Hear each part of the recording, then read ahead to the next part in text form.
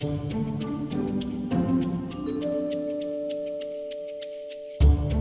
back to the Food on Demand podcast, where we dish up insights on the future of food, focusing on off-premises operations and the overall digital dining experience. I'm Bernadette Heyer, Managing Editor.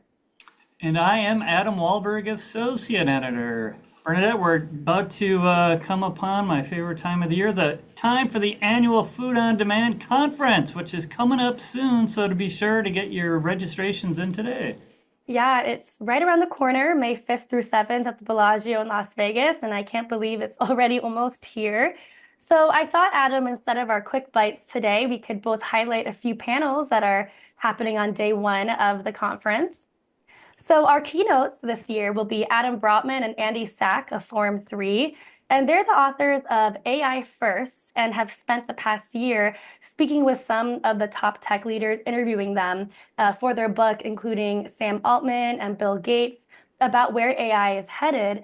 And so their presentation for us is going to be tailored about how AI will shape the restaurant industry and what's to come. So really excited for them to bring that to the table. That will be followed by my off-premises roundtable, which I'm hosting, and I'm very excited about that.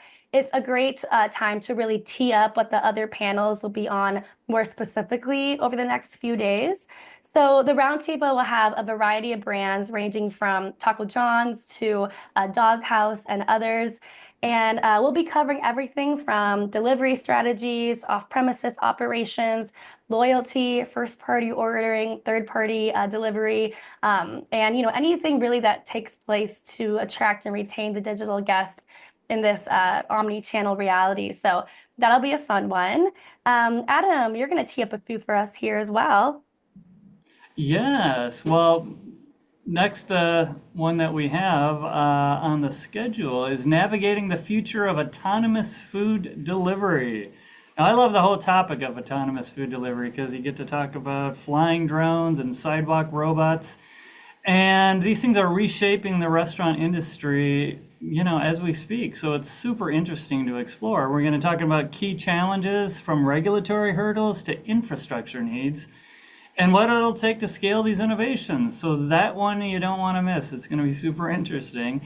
And it's going to include speakers from Serve Robotics, Wing, and Shake Shack, some serious players in this space. So please attend. And then day one wraps up with the Data and Insights panel that we have planned for you, where experts will share exclusive insights into what customers want, how value is shifting in restaurants, and the latest delivery trends. Plus, we're kicking off day one with the Outstanding Operators program, where we highlight brands that are excelling in off-prem and innovation. That's a program you and I know well, Bernadette. We've written 20 pieces on these fabulous brands, and it's all a pleasure. So they're going to be joining us in Vegas, and we want you to join us in Vegas. So lots happening. Check out the full agenda online. Yes, yeah, absolutely. Please do. And yeah, as Adam mentioned, we've been writing feature articles on all the outstanding operators over the past few months, and excited to also honor them on stage. But yeah, we have a lot planned for you guys, so I hope you see you in person and check out our agenda online, as Adam mentioned.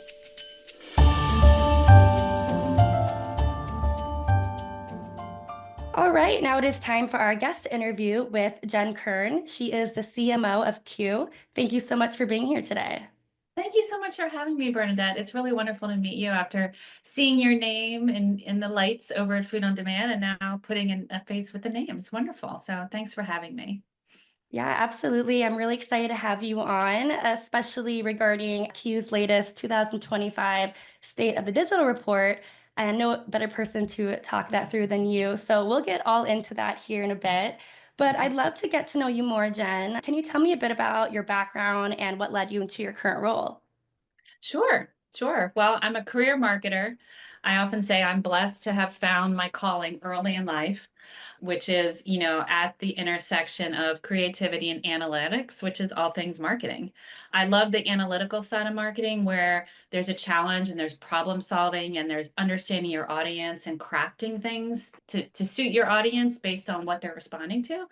And then the creative side, which involves, everything design and writing and visual and the brand storytelling. I love the story piece of it. So I've been in marketing for, I'm just going to say over 20 years, and really have spent the last decade in rapid growth tech, SaaS-based, software-based companies, and was also super blessed to have found a home here at Q about 6 years ago when we were a small company, and we've experienced quite a bit of growth in the 6 years that I've been here, and it's been quite an exhilarating ride, just watching the transformation of restaurants and walking with them through that transformation, which has really had a lot to do with technology. We know that restaurants aren't in business for technology, but technology has been a big piece of scaling and succeeding in the restaurant world in the past couple of years. So it's been a really fun journey.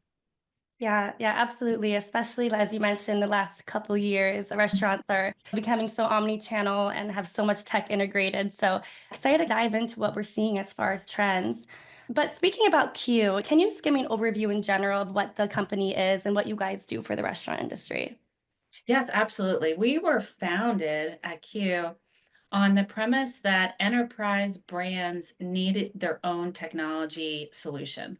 When we say enterprise, we're talking about brands that are over 20 locations and in the fast casual and quick service segment only.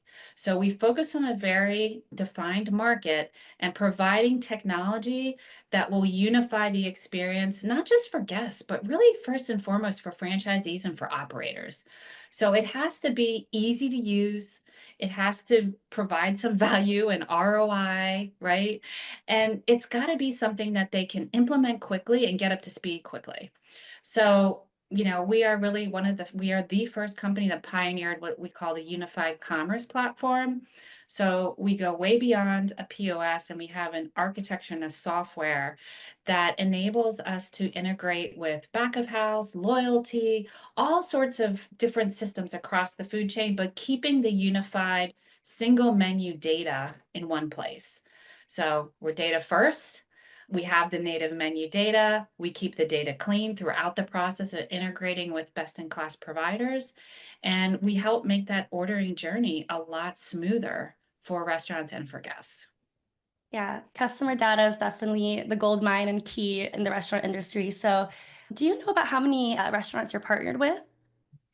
Yeah, well, we are a private company, so I can't say our exact number of customers, but I can say that we grew 3x in our ARR, our annual revenues this past year.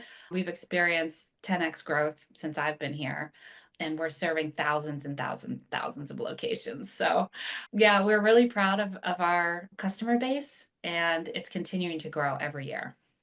Yeah, well, I can echo that. I interview a lot of operators and many are using Q. And so that's definitely seen some major growth there on your end.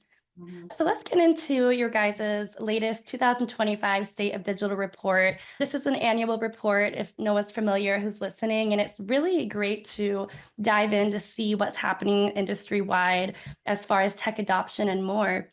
So, Jen, I'd love to hear from your end. How would you guys compile this report, and what goes into it before you release it? So we do this report, self-sponsor is what I want to say. It's not a paid report. We don't pay a third-party provider to go out. We created this report 6 years ago, and every year we rerun the report, but we revisit the questions. So we update the questions every year. We send it out through, it's dubbed as like a holiday campaign. It's a nice offer. It only is for fast casual QSR brands over 20 locations. So we really want to get the data from that sector of the market. It's the only report that covers enterprise and quick serve.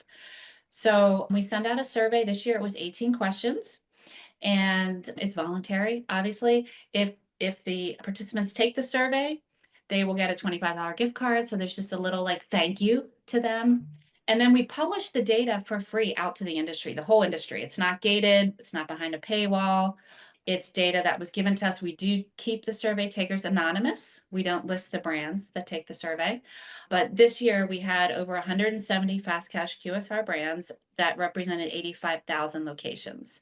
Well, So we feel like it's about a third of the market in enterprise, and we feel like it's a really good representation of what is happening in the enterprise segment today. Yeah, definitely. And so I want to dive in there. A few things that stuck out to me, I'd love to touch on. So the first one is the first party ordering segment. The report highlights a shift to first party digital sales. How do you think that impact the QSR and the fast casual industry, or what's your take on those findings? My take on that and what we really published in the report is that operators now need to own the guest experience. The winning back the guest is job number one. And that was how we headlined that first trend. It's been chaotic for the last couple years. I mean, starting with the pandemic, adding a lot of technology onto the stack, bolting it on, technology that not necessarily was talking to the other technologies. And a lot of that was digital based technology. And now what restaurants are realizing is the dust is settling. There's not this massive growth and influx of new channels. And they need to look at the bottom line and drive profitability. And the first place to look is owning the guest, right? Instead of having delivery in the middle or having other providers in the middle, there's a lot of third parties in the middle today. So for them, getting that data and getting back on first party systems and really seeing what the guest is doing, getting that full picture is huge for them. And it obviously is going to drive profitability as well. Right. Yeah. And that's what we hear a lot from operators is how do we drive more first party sales? And of course, that means owning the customer data or getting the customer to order directly from your website opposed to a third party. So certainly a shift we're seeing, and I'm assuming is going to continue. Yeah, I mean, it was 55% of QSRs said that was their number one priority and their number one goal in terms of growing revenue growth. So they think that Yeah. owning that first party relationship is going to really help their revenue growth. And for fast casual, it was a little bit less, but it evened out at 40% overall. It was the number one choice. The next ordering channel to have significant revenue growth was catering, and that was quite a bit under, it was 24%. And then third was the on-prem ordering, which was at around 14%. So by far and away, that 40% for revenue growth, a lot of restaurant brands and chains are looking at owning that guest relationship again. Right. Yeah. Absolutely. And kind of speaking on and keeping on the data side, the report also kind of stresses that unified data for personalization, which you talk about what Q does. How are brands using data to understand guests and build loyalty from what you're seeing? A lot of it is data is being pulled out of a lot of different systems and put into third-party systems, whether it's a CDP, a data lake, even CRMs. And the analysis is being done outside of the core systems in another system. And then there's a time loss there, right? And then you have to port the information back or spend time drawing insights from it before you can actually activate on it. So we're looking at ways that we can cut that time period down, that you can action on the real-time data, maybe not right as you're seeing it, but closer to when you're actually seeing the data. We're in the early innings of that. It's very early. It's just now at the point where restaurants are starting to get their hands on all the data they have. Okay, now we need to get it unified, get it clean. Like the clean data is really important. And for people that may be like, what do you mean by clean data? It's like the native data, like the menu data, it's unfiltered. It's not been run through other systems and degraded other ways. So having that native original data and being able to marry that up with other data and then make decisions based on that. So again, we're early, it's the North Star, but we believe we're going to see a lot of progress in the next year or two around unifying the data, getting a better data picture so that we'll be able to use things like AI to speed Yeah. up the decision making. Yeah. Yeah, absolutely. And that leads me to the AI component as well. We talk about that a lot at Food on Demand, and there's so many different buckets we can dive into when it comes to AI, all the way from just streamlining your ordering or an AI like manager agent or to even robotics. But speaking of AI with what you just mentioned, what are some solutions that you're seeing? And is Q adopting AI or use it at all? And just tell me about that ecosystem. Yeah, absolutely. We started implementing AI as part of our native software I want to say it was 2020, Wow. 2021. And it was, machine learning slash AI at that Yeah. time. which was really machine learning as AI in its infancy. And we had that capability in our mobile reporting app. One of the things called Notify, and you can use voice chat inside of Notify. So say you're a franchisee, you own 10 locations, and you want to check your sales in 3 different locations. You can say, list my sales in Wilson Street and list 3 different locations, and it'll bring up the sales totals that way. So there was some AI and machine learning built into that app. It's a fan favorite of our brands and our franchisees because it allows them to keep the pulse on how their different restaurants are performing. We have been for a few years now working with a couple different voice AI companies, including Presto, Converse now, on drive-through AI. So using you, and you've heard this probably a lot at your different conferences, but using AI in the drive-through as an assistant. And there also are some camera vision AI technologies that we've been working through in the store and in the drive-through. We have AI in some of our kitchen fulfillment systems. So our KDS systems, we've deployed a production optimization board, which is one of my favorite tools because it will actually use historical information to help the staff in the restaurant prepare each day. Say every Wednesday between 12 and 3, there are always 400 hamburgers ordered. So it helps reduce food waste. It helps the staff be more productive and more confident in their preparation each day. It's helping with order accuracy. It's helping with fulfillment speeds and getting the food out faster. And I could go on and on. I mean, we're also experimenting in a couple different areas with AI and looking into various strategies. So I think the easiest one right now, and the one that a lot of people are talking about, is AI for your data, right, and reporting. So that's where we started. We started there with Notify, and we've been building on since then. The other one I don't want to forget to mention is order ready time, which, Right. you know, in your business and you do a lot of work with delivery, that is huge in guest Yeah. satisfaction. I mean, if you can get the order ready time really close to when you're promising it and when it's picked up, it's huge. So we call that promise ready time, the pickup time, and when the food is ready. So that's another thing that we've been using AI and getting much better and more accurate product ready times. Yeah. Yeah, no, you really covered all the areas that is what I hear most being adapted right now, especially what you mentioned with the data and then voice AI and the drive-through as well. Have you seen the improvement, just the improvement of voice AI? What's your take on that? I would say it continues to get better and better. There's many companies out there that offer it. Sounds like you're partnered with one of the biggest ones, Presto. Can you tell me a bit about that evolution that you've seen? This is when I get so excited. We start talking about this because the advancements are happening so quickly. I mean, Yeah. you hear all about agentic AI now. And I mean, there's just so much going on in the space. It's really changing things in the world, how we do business, not just this is just happening in restaurants, right? Yeah. So yeah, I mean, we have seen, and I do think with the language model and the training, the more that we use it, the better it's going to get. That's what it is. That's what AI is. The more you use it, I'm sure you use like ChatGPT and some of these systems, the more you use it and the more input it gets, the different languages, it's just getting better and better. So this is something that we're seeing a lot of improvements with. It has taken a little time. It was maybe a little bumpy out of the gates, if you will, because it was so new. But the improvement speeds, the latency that's being reduced, I mean, everything's happening faster and it's only going to get more accurate. Yeah, yeah. As you said, it gets better as it learns, and I'm assuming as more restaurants adopt it, it's only gonna learn better and how to use its operations. But then again, we're always eyeing it closely. What would you say to a restaurant that's interested in implementing like a voice AI or an AI component? What should they be looking at internally before jumping on that?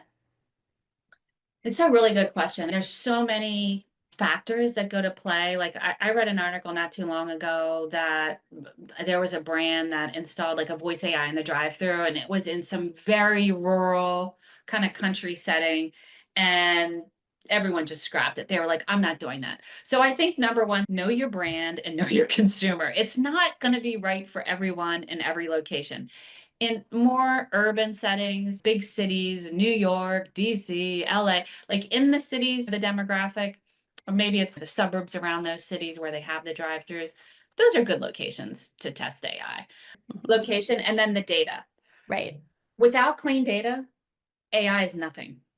right? So if you've got systems that are bolted together that aren't talking to each other, your AI is not going to go very far. It's not going to work that well. So having that, we talk a lot about the foundational platform, the foundation of your tech stack, the foundation of what you're using for all of your systems. That has to be pretty modern and pretty clean and able to handle the velocity of what AI is able to handle.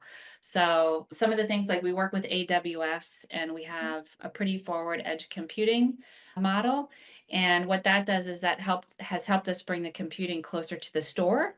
So when we add AI into functions that are and the devices that are in the store, it speeds up all of the transaction time. So having that speed, again, improving latency and having that clean data is so important. Like if you put AI on top of like older technology, it's not going to work that well. Yep. Yeah, Yep, so getting the exactly. basics, the foundation in place. Yeah. Yeah. Great advice. Thank you, Jen. Moving a bit more onto some ordering avenues. So kiosks, I'd love to dive into. There was some interesting data on the report about the use of kiosks and also that it's not driving as much revenue as you might think. However, I do know for some brands it certainly is. I think Right. about Shake Shack and they definitely have seen an up in revenue. I'm assuming due to upselling and just having that extra area for guests with kiosks. But from that report and also your take, would love to hear more. Yeah, so the report, 80% of QSRs said that they're either already using or will be deploying kiosks this year. 80%, that's a really high number of QSRs. The fast casuals were around 55, so it evened out at, or maybe it was 50, it evened out at 62% of all the survey takers are either using kiosks now, in pilot, or going to be rolling out soon. So it's a pretty high. So we said the kiosk surge is continuing with 62% of the enterprise brands either using them or looking to use them. There are so many different facets of kiosks. I love talking about kiosks. I find it fascinating. It's obviously one of the newer channels that again was kind of like added into the store sort of in a rush. And what the data told us when I looked under the surface of the data, we were like, wait a minute, everyone's using kiosk as an efficiency enabler because on some of we asked a lot of efficiency driving questions and kiosk came up quite high. But on revenue, sales, growth opportunity, it came down low. And when we looked kind of under the covers at the data, what we realized is kiosks are being used to relieve operational complexity and bloat, honestly, just like the burdens all in the operations and in the kitchen and the labor challenges, right? So it's like, oh, I'm going to put a kiosk here that's going to help, my order takers at the front, maybe do more higher use activities. It's going to help like reduce some of the chaos in the kitchen. But there's a lot of watch outs, right? Because if your kiosk isn't integrated with your other ordering channels, you're talking about a whole nother tech silo, a new menu, right? Is the data syncing up with all of your other data? So there's a lot of things yet to be explored. And like you mentioned, I mean, we hear of the Shake Shacks and there's some other marquee brands that have really seen huge upsell revenue and AOV. The average ticket size is a lot higher on kiosks, like 15 to 20% is what we've seen with our customers across the board who use our kiosk. So 15 to 20% higher check size on a kiosk, that's significant, but they're not getting the order volume there. Right. So why? It all depends on the brand. It depends on your model, your market. If you plunk a kiosk in the wrong location in a store and the flow's not good, like, are people going to use it? Probably not. Probably not. We came up with a kiosk that we thought would be super flexible that it flips. So we call it the flex. So it can be on the counter as a POS, and then you Hmm. can flip it over and the staff can go to the make line or whatnot and turn it around and make it a kiosk. And that's been pretty popular. Yeah. But then there's also we also have the standalone kiosk model, and there's a lot of kiosk providers out there. But one of the biggest barriers that came up as why aren't you doing it is either it doesn't fit our model, our operating model, or ROI and cost. So the ROI hasn't been proven. Yeah, Yeah. Really. large. Yeah. Yeah, that's really interesting. I feel like kiosks is just going to be more and more in restaurants. And I do know there's quite the upselling opportunity. But then again, as you said, there's no one size fit all solution. So I love it. All right. So moving on to smart kitchens and automation, how is the industry adapting to that? And when it comes to automation or smart kitchens, and what do you think restaurants should focus on internally when they're thinking about that? So I don't know what you guys have heard on your end, but at a few shows that I've been at the last year, I'd say I'm starting to hear a lot more about large brands, enterprise brands, kind of trying to rebuild their kitchen. There have been a few people that even have come out in the press saying, we're building this modern kitchen. Well, it's interesting because a year ago, our CEO and our product team worked together to come up with a smart, what we call our smart kitchen model. And it's multiple different AI-driven products that help the kitchen be more efficient. And it's effectively a facelift for the kitchen. And this is all based on our belief that the kitchen has been overlooked from a technology standpoint. We've been talking about robotics for a while, but other than that, and that, by the way, robotics only fit like a couple different types of brands. Flippy, Flippy only works for hamburger brands, really. So beyond robotics, nothing new has come to the kitchen in years, like years. So we think that it's a big area of opportunity. It came across in our survey. Again, it was what area of operations are you looking to drive efficiency? And it was order accuracy came up number one as the biggest challenge for efficiency and also for guest satisfaction. So 70% of the operators that took the survey said they have major challenges and they're looking to improve order accuracy. And so that all speaks to your kitchen systems. Yeah. Yeah, absolutely. And you mentioned earlier the AI component with video and the make lines and things like that. Certainly something I think operators are eyeing for when it comes to order accuracy. Yeah. Yeah. And again, it's the production optimization, Yep. the order ready times, the promise ready times, the order ready boards, which we have some things in progress there as well, but just really a whole digital overhaul in the kitchen. Yeah. There's so many potential breakpoints, right? So like we came out with a new KDS a couple years ago that it's all color coded based on what order channel you're going to. It's all geared to help the staff feel more confident again and see what the different orders are where they're going and where they're coming from. So we have seen huge, like I said, increases in the promise ready times using some of this new technology. Right. Yeah, definitely the KDS is king for the back of house. And as you mentioned, so vital to be able to know who's coming, how many people are coming, or be able to have a clean system that says these are drive-through, this is delivery, this is in store. And so a lot's happening, and I'm sure Q and other companies have great tech for that. So we'll keep an eye on that. Did I miss anything that you wanted to mention from the survey or in general that Q's working on that you're excited for? I really feel like we covered a lot of it. As I talked about, I mean, this is just a really exciting time for restaurants and for companies like ours that get to work with restaurants at this time.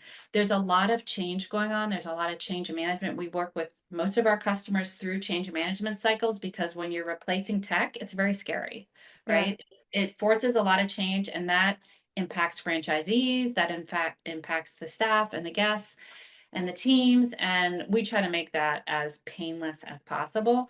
But there's just a lot to sift through right now, and at the same time it's very exciting. There's a lot of opportunity, and so we like to keep things, it's a complex world, but we like to keep things pretty simple and keep the focus on helping restaurants improve their bottom lines, their profitability, and their operating speeds.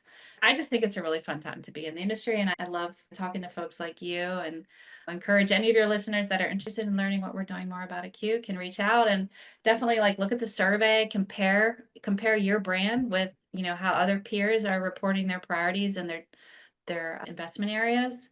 And we just hope this data really helps restaurants kind of navigate the future. Yeah, well, I definitely think it does. And that's why I wanted to highlight you and Q. I think it's really important to see what else other people are doing in the industry and see if that works for them. So, just moving on from the talk about Q and things like that to just a few fun questions at the end for you, Jen. Starting off with being a woman leader in tech, can you talk a bit about what's been one of your most rewarding parts of your journey so far, or any advice to other women looking to break into the tech industry? Yeah, it's a great question. I actually really like this question because it's very near and dear to my heart. As a woman in tech, I'm often the only woman in the room, and I always encourage myself and others not to think about that, not to make that the only thing, right? It is, I feel like any place I am gathered with another human, it's an honor to be there. And yet we can sometimes feel alone, right? We can sometimes feel a little bit different and alone. And so I'm a big advocate for women working with women, meaning helping each other, encouraging each other, challenging each other, and just being there for each other because women are strong and we're amazing. Yes. Sorry. It's always Mic good. drop. No, we're strong people. We're sturdy. I'm generalizing, of course, but when we come together, we're a force to be reckoned with.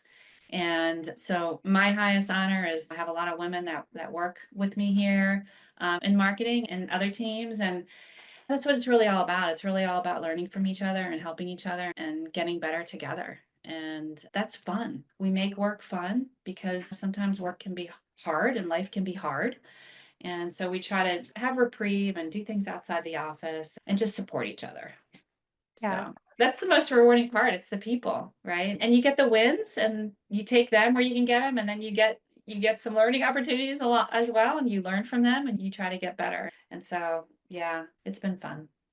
I love it. Well, I really appreciate those words of wisdom. It's always something I like to ask when I get to interview people like you because I know it's something that we deal with, but also there's a confidence aspect to it and an imposter syndrome aspect to it. So I always like to highlight leaders who are killing the game and who have good advice for others listening. So thank Well, you. I'll tell you, I've seen a big change in the industry in 6 years. When I Yeah. came here to Q, I remember going to my first conference, and just being like, "Where are the women?" Right? Hmm. And now, I mean, we have a lot of female CEO. I mean, look at Whataburger, and Yeah. it's just one that stands out for me because I see them a lot. But there's so many brands out there that are hiring a lot of C-suite level leaders in restaurants that just they weren't there 6 years ago. And so it's pretty exciting. There's some really smart, talented women just crushing it. Heather Lead Neary at Taco John's, and I don't know if you know her, but they're really out there, and it's so wonderful to see them shine. I think we just need to encourage each other and help each other along in that journey. Absolutely. Well, thank you so much for that advice, Jen. Just a few more fun questions for you. What are any hobbies or things you like to do for fun outside of work? I'm a big outdoors girl, so I'm always Me down too. for a hike. Are you? Yeah. Yeah. Yeah, there's nothing like hiking. I love hiking. I love going up mountains and coming. I really like going up. Do a little bit of rock climbing. I used to be a big swimmer. I love the water. If I'm near water, I'm usually pretty happy. I like to meditate. I have a little bit of a meditation practice. I'm an avid reader, and I've been stuck in World War II. Historical fictions, The Nightingale, The Lake Gatsby. I love Great to book. read. I So. love it. No, I can relate. I also have a meditation practice and I try to get outside whenever I can. It's finally getting nice out in Minnesota. So it's almost Same. time to hike and Been a walk long around. winter. Yeah. Okay, my last question. Anything you're excited for you have coming up, whether that's industry related or a personal trip? Well, so we have restaurant leadership conference in two Right, weeks, and right. then we have food on demand in 2 weeks. And so we are in the middle of conference season. I have a Yep.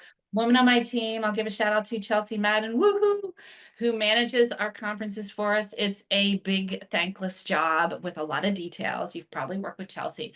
And so she's in the thick of it now. We've got customer shows going on. We have a lot of industry shows, and there's a big push right now until the summer, right? Because they kind of Yeah. died out in the summer. So we're looking forward to that next show, and we're looking forward to your show. And then personally, I can't wait to go to California in May to see two of my three boys Oh, who are now young men who I'm very proud of. So they live in California, so we're going to be going out in May to visit them. Yeah. So awesome. Well, sounds good, Jen. Thank you so much for being a guest on today's podcast. I look forward to seeing you at Food on Demand in May and staying in touch. And thanks again for all your valuable insight. well, thanks for everything you're done, Bernadette. I'm so happy to see you behind the mic. It's a great job you've got over there. So I'm happy to see you doing that and featuring other folks in the industry. So thank you.